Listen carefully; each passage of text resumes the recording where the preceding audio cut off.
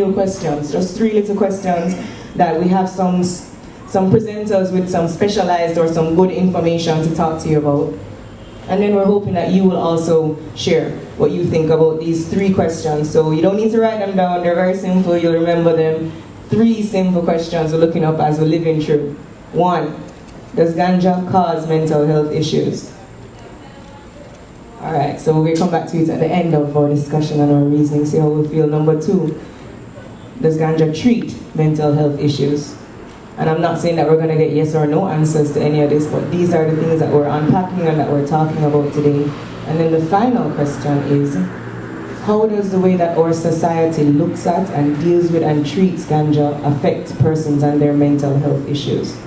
So you get that? The whole social context. What does that look like? And we have some guests who are here going to speak to that. We have a clinical psychologist. We have a doctor who works heavily and extensively in the ER rooms, and so deals with a lot of persons that present with cannabis-induced psychosis and these sorts of scenarios. And then we're beginning the talk though with a young lady and 2 young ladies that are speaking from a more experiential and advocacy-based perspectives. Thank you everybody. Thanks for having me. I hope you like. Thank you, Joan, for that beautiful introduction. I am really happy to be here. Granted, the topic is a little bit heavy, but I'm glad that we're having these conversations, and I hope that in having them so openly, it won't be as heavy.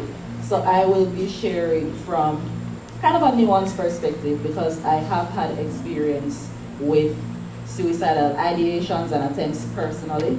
I have worked within the field, in the community, helping persons to get over that as well. I have been running a support group that helps persons who deal with suicidal ideations now. And I've also been a caregiver for persons who experience mental illness. So basically every angle that you can come from, I have had to deal with it. So having this kind of information has made me realize that there is a purpose to everything that I've experienced, and all the knowledge that I have hands-on and just through interacting with persons every day. So I decided to basically use that as multiple teaching moments and try to erase the stigma over time within Jamaica. So that is through talks like this. It's through my writing as well. My book, this book here, Hard Girl for Dead. It is small but packs a little punch in that it goes really deeply into my personal experiences. In the first section of the book, I speak about when I was committed to the mental ward and what that was like for me, which was terrifying because it was my first time ever being in a hospital. And it was forceful because I was really, really depressed. And my suicidal ideations were peak. I was bipolar and manic at the time. I thought I was managing fine because in my head, if I can notice that this is the level that I'm at, go to the hospital and say, hey, I'm here, I need medication, then I'm good. Based on their evaluation, they were like, we cannot let you leave here because we don't trust that you're not going to hurt yourself. We have to keep you. And that was very shocking for me. So that was kind of like my rock bottom period. Granted, there have been other times, but that is when it was really sobering. It was the moment that I couldn't lie to myself anymore, because here I was fronting and functioning, only to get a professional assessment to say, actually you're not functioning at all. Like, really, this is a joke, stay here, we need to help you. And I rebelled. So, professionally speaking, I've had like mixed views, and the more research I do is the more educated and informed I become on the matter. Originally, because as a young psychologist, you're pretty much influenced heavily by the persons who supervise you, or the persons who you have to consult with on certain things. So as it relates to marijuana and mental health, a lot of the things you would hear is that oh, you have marijuana-induced psychosis, and ganja can be very harmful, and oh yes, this person gone mad because they were smoking. So that you hear these things as a young professional and you start to take some of it as fact without doing any research.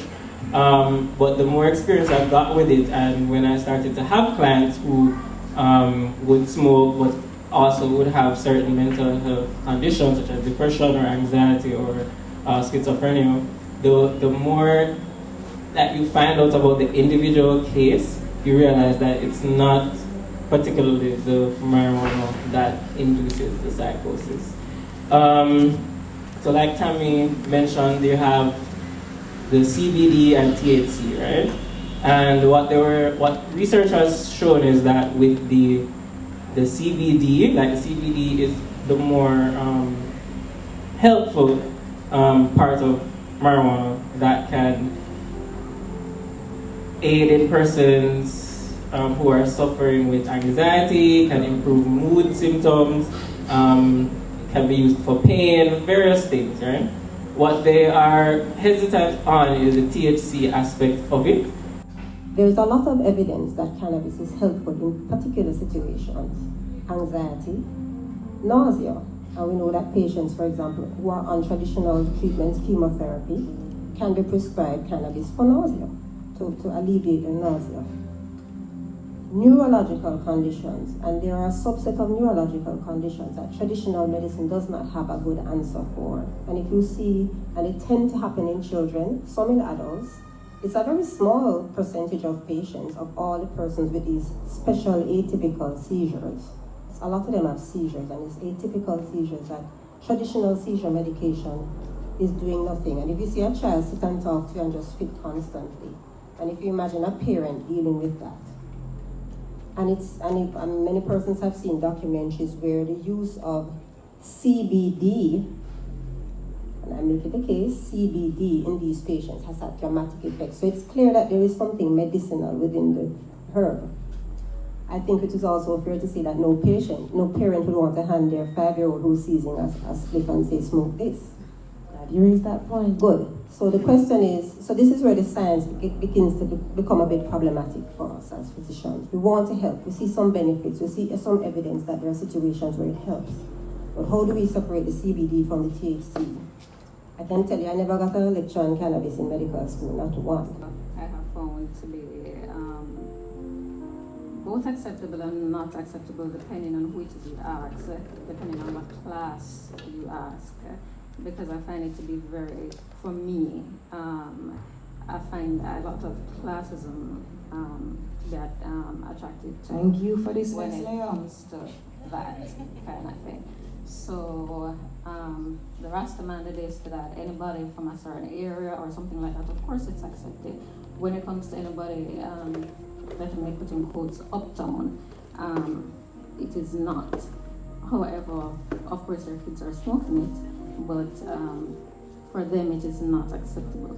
And I find that very hypocritical, because for me, when the needs arise for it to be used in terms of anything that is medical, asthma or something more anything like that, exactly, it becomes okay.